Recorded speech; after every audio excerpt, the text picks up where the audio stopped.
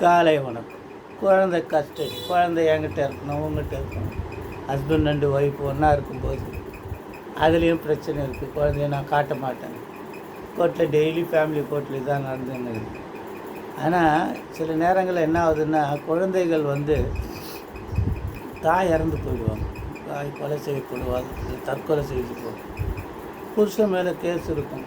So அந்த குழந்தை timing யார்கிட்ட இருக்குது என்ற விஷயங்களில் ஒரு இஷ்யூஸ் ஆகுது. இந்த கேஸ் ரொம்ப ஒரு மாதிரி டிஃப்ரெண்ட்டாக இருக்குது. பாருங்கள் என்ன நடக்குதுன்னு பார்ப்போமா. நம்பர் 1, இது ஏஆர் 2026 மத்திய பிரதேஷ் 79. ஏஆர் 2026 மத்திய பிரதேஷ் 79. சுப்ரபா ராணா வர்சஸ் புஷ்பேந்திரா சிங். என்ன நடந்ததுன்னு பார்த்தீங்கன்னா, கல்யாணம் ஆகுது. கல்யாணம் 19, 22 குழந்தை பிறக்குது. அதுக்கப்புறம் 22 ஒரு வருஷம், அந்த வருஷம் எண்டில் அந்த பொம்பளை தற்கொலை பண்ணிச்சு. இவர் மேலே கேஸ் போடுச்சு. இவர் அதுக்கப்புறம் ஏபிஎஸ் கார்பஸ் போடுறாரு. ஏபிஎஸ் கார்பஸுக்கு மேலே சுப்ரீம் கோர்ட் என்ன சொல்லுது, நீங்கள் கீழ்கோர்ட்டில் போய் ப்ரொசீடிங்ஸ் இனிஷியேட் பண்ணிக்கோங்க, அது வரைக்கும் விசிட்டேஷன் ரைட்டு கொடுங்கன்னு சொல்லுவார். இவர் தூங்கினார், இவங்க பேரண்ட்ஸும் தூங்கிட்டாங்க, எதுவுமே பண்ணல. ஸோ இந்த அம்மா இந்த மவுசின்னா சித்தி, அம்மாவோட தங்கச்சி, அந்த குழந்தைய எடுத்துன்னு போய் வச்சுக்குது.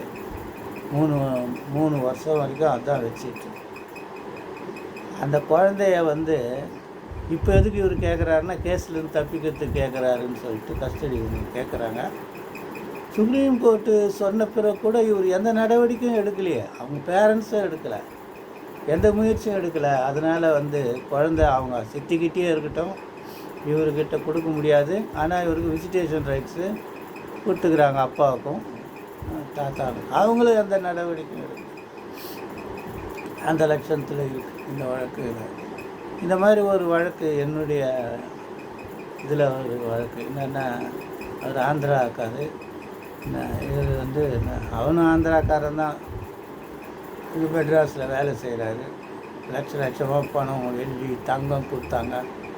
அந்த பொண்ணு நல்லா படிச்சிருக்கு. அதுக்கப்புறம் இவர் என்ன பண்ணுறாரு, மாப்பிள்ளை பொண்ணு கேட்குறாரு, இது கார் வேணும்னு கேட்குறாரு. மாமனார் என்ன சொல்கிறேன், உங்களுக்கு காரே ஓட்ட தெரியாது, முதல்ல ஒரு செகண்ட் ஹேண்டு கார் வாங்கி தரேன், நீங்கள் ஓட்டு. அதை ஒழுங்காக ஓட்டாமல் திடீர்னு நேராக கார் கோடவுனுக்கு போயிடுறாரு. காரு சேல் கோடவுனுக்கு. அங்கேருந்து பொண்டாட்டியை கூப்பிட்டு உங்கள் அப்பாக்கிட்ட காசு கேளு, ப்ரிமினரி அமௌண்ட் கட்ட சொல்லு, அப்படி இப்படின்னு பிரச்சனை பண்ணுறாரு. அவங்க அப்பா, நீ இன்னும் ஒழுங்காக காரே ஓட்ட கற்றுக்கலையே, எங்களுக்கு சாட்டிஸ்ஃபேக்ஷன் இல்லையேன்னு சொல்லி, அதுக்குள்ளே என்ன ஆச்சுன்னா, இவங்களுக்குள்ளே வாக்குவாதாகி ஒரு பொண்டாட்டியை விட்டுட்டு போயிடுறாரு. இந்த அம்மா வீட்டுக்கு வந்துடுது. அதுக்கப்புறம் எந்த தொடர்பும் இல்லை. அவங்க அப்பா ட்ரை பண்ணுறாரு, ஃபோனில் ட்ரை பண்ணுறாரு, முடியல. அப்புறம் ஒரு வழியாக அவங்க ஹவுஸ் ஓனர் ஃபோன் நம்பரை பார்த்து 20 மணி நேரம் 24 மணி நேரம் கழித்து பார்த்தா, கதவை திறந்து பார்த்தா அந்த பொண்ணு தூக்கில் தூக்கிட்டு அவருக்கு இருக்கிற குழந்த, 3 வயசு குழந்த அந்த அறையில் அவங்க அம்மாவை பார்த்துட்டு அமைதியாக உட்காந்துருக்கு. இதே பற்றி நிலையில் அவங்க கஸ்டடி கேட்கல. நான் 50 லட்சம் வாங்கி கொடுத்தேன் அந்த குழந்தைக்கு. செங்கல்பட்டு கோர்ட்டில் கேஸ் நடக்குது.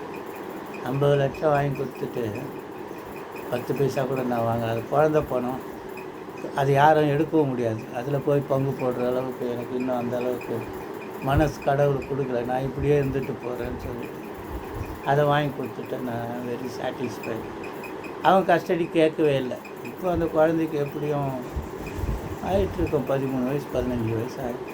அவ்வளோதான் வாழ்க்கையில் இதெல்லாம் நடக்குது. இன்னும் நடக்கும் என்பார் நடக்காது, நடக்காது என்பார் நடக்குது. இதுதான் நடக்குது. இப்போ அடுத்தது இன்னொன்று விஷயம் சொல்ல மாட்டேன். இந்த சன் டிவிக்காரங்களை மாதிரி உலகமாக அயோக்கியவங்களை பார்க்க முடியாது. தாவேக்காரன் மேலே எதனா கேஸ் இருந்தால் தாவேக்காவின் மாவட்ட பிரதிநிதி, தாவேக்காவின் தொண்டர் கைது பண்ணவர் தன் தாவேக்காவில் என்னதான் சொன்னார். அதிமுககாரன் இப்படிலாம் சொன்னார். இப்போ நேற்று இந்த கார் ஏற்றி சாவடிச்ச கேஸில் திமுக கவுன்சிலர் அது ஒரு கட்சியை சார்ந்தவர்களுக்குன்னு சொல்லி மழுப்புறான், மிஸ்இன்ஃபர்மேஷன் தரான். இவனெல்லாம் டிவி வச்சு இவனெல்லாம் என்ன நியாயம், தர்மம், தார்மீகம் எதுவுமே கிடையாது. சன் டிவிக்காரனு அயோக்கியத்தனமான சன் டிவி. என்ன பண்ணுறது, இவனும் காலமும் ஓடிக்கிட்டு இருக்கு. அது ஏதாவது இந்த கடவுளாக பார்த்து இடி அந்த சன் டிவி மேலே விழணும், இல்லை ஏதாவது வகையில் அந்த சன் டிவி அழுகி போயிடும். இப்படிலாம் மக்களை ஏமாற்றக்கூடாது, அயோக்கியத்தனம். வேலை வேணும்.